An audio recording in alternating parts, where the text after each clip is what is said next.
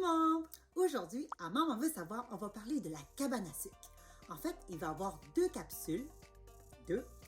Cette capsule-ci, qui est la partie 1 de la cabane à sucre, on va parler de l'histoire ainsi que le procédé de fabrication du sirop d'érable.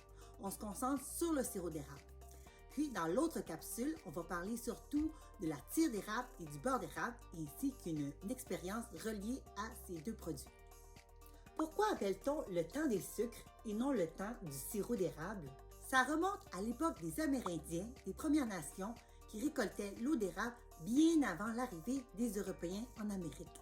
Oh, est-ce que ces Amérindiens ont découvert ça en suivant les écureuils qui allaient boire dans les arbres? Bonne question. Ça revient à la question « Pourquoi appelle-t-on le temps des sucres la période des sucres? » Eh bien, avant le 20e siècle, les réfrigérateurs, les congélateurs n'existaient pas et donc c'était difficile de conserver longtemps des liquides comme l'eau d'érable, le sirop d'érable. La seule façon de pouvoir les conserver longtemps, c'était de le bouillir pour que ça devienne du sucre solide.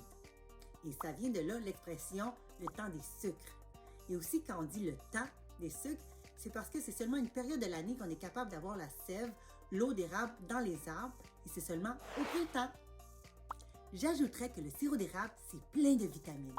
Et en plus, ça les empêchait d'être malades contre le scorbut. Maintenant, parlons du procédé de l'eau d'érable qui se transforme en sirop d'érable. La première étape, c'est l'entaille.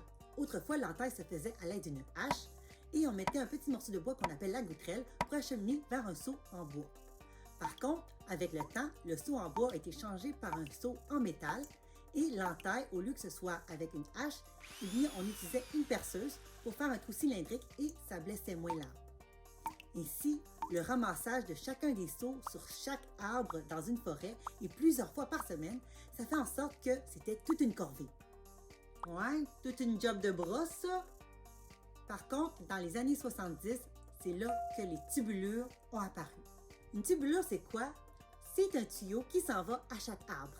Et l'eau d'érable qui sort du trou de l'arbre va vers cette tubulure qui par la suite va rejoindre d'autres tubulures de plus gros diamètre pour être ensuite acheminée vers la cabane à sucre. C'est comme une petite voiture qui la sève, l'eau d'érable, qui s'en va sur une petite route et va rejoindre par la suite l'autoroute pour mener à destination qui est la cabane à sucre. Ah aussi, avec les tubulures, il y a beaucoup moins de pertes qui se fait qu'avec les seaux. L'eau d'érable dans les tubulures est aspirée vers la cabane à l'aide d'une pompe. Mais peu importe si l'eau d'érable provient des tubulures ou bien des seaux qui sont ramassés, tout ça se rejoint dans un grand réservoir à la cabane à sucre. Et par la suite, c'est prêt pour être soit bouilli ou bien être concentré à l'aide d'un séparateur pour ensuite être bouilli. Si on opte pour la deuxième option qui est avec le séparateur, eh bien ce séparateur permet d'enlever l'eau pure et de garder l'eau sucrée à l'aide du processus qu'on appelle l'osmose inverse. Cette étape additionnelle est vraiment plus favorable que de bouillir seulement parce que ça permet d'enlever l'eau plus rapidement et d'avoir une économie de chauffage durant la prochaine étape, c'est-à-dire de bouillir dans l'évaporateur. Donc, si on concentre et on bouille ensuite, c'est beaucoup plus rapide, efficace et économique que si on bouille uniquement. Le processus d'osmose inverse, ça permet à l'eau d'érable d'augmenter la concentration de sucre. Et donc, ça peut passer de 2-3% jusqu'à 20% après avoir passé à l'osmose inverse. Après l'étape de l'osmose inverse, on fait bouillir l'eau d'érable dans l'évaporateur, c'est le cœur de l'action.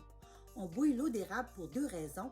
Premièrement, ça permet d'enlever encore plus d'eau après l'étape d'osmose inverse et donc pour obtenir une concentration de sucre jusqu'à 66%.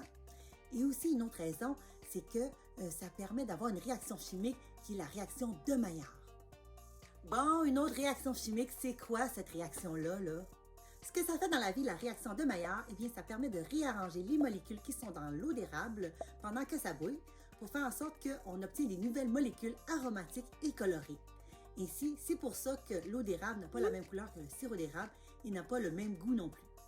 Un autre exemple d'un aliment, par exemple la viande, au début, avant la cuisson, c'est rouge et après la cuisson, ça devient bruni. Et c'est ça la réaction de Maillard. Théoriquement, il faudrait bouillir à 104 degrés. 104 degrés, c'est la température théorique suggérée. Par contre, ça varie en fonction de la pression atmosphérique. Ça veut dire que ça varie en fonction de la météo du jour ainsi que de l'altitude où est placée la cabane à sucre. Plus la cabane à sucre est placée en haute altitude, c'est-à-dire sur une montagne par exemple, on s'entend pas trop parce qu'il faut bien qu'il y ait des érables, et bien plus la pression atmosphérique est basse et en conséquence, la température d'ébullition pour obtenir le sirop d'érable est basse. Est-ce qu'on peut faire du sirop d'érable seulement en faisant la concentration sans la bouillir? Non, il faut absolument le bouillir pour avoir la réaction chimique de Maillard. Sinon, ça ne donnerait pas le goût du sirop d'érable. Donc, résumons le tout de l'eau d'érable vers le sirop d'érable. Tout d'abord, il faut faire l'entaille dans les arbres et de là, l'eau d'érable qui sort est acheminée via les tubulures ou bien via les seaux qu'on ramasse et qu'on achemine dans un grand réservoir à la cabane à sucre. Et de là, c'est acheminé soit directement pour être bouilli dans l'évaporateur ou bien on le concentre via le processus d'osmose inverse pour ensuite être acheminé dans l'évaporateur pour être bouilli. Et de là, pendant que ça bouille, c'est la réaction de Maillard qui se produit et il y a aussi de l'eau qui est évaporée. Et une fois que c'est fait, eh bien, on va le filtrer pour enlever les impuretés puis aussi le surplus de sels minéraux. Et pendant que c'est chaud, on va le verser dans les canettes, dans les barils, puis aussi dans les pots. Et voilà, on obtient du sirop d'érable.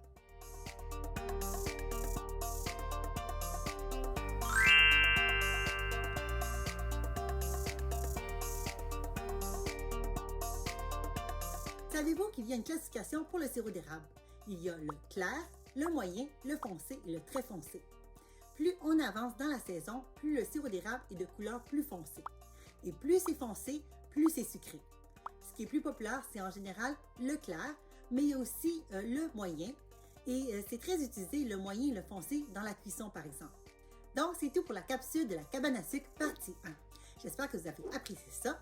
N'hésitez pas de mettre un petit like, un petit j'aime pour cette vidéo si vous avez aimé ça. Et vous pouvez aussi vous abonner à ma chaîne YouTube de Maman veut savoir. On se voit à une prochaine capsule. Bye bye!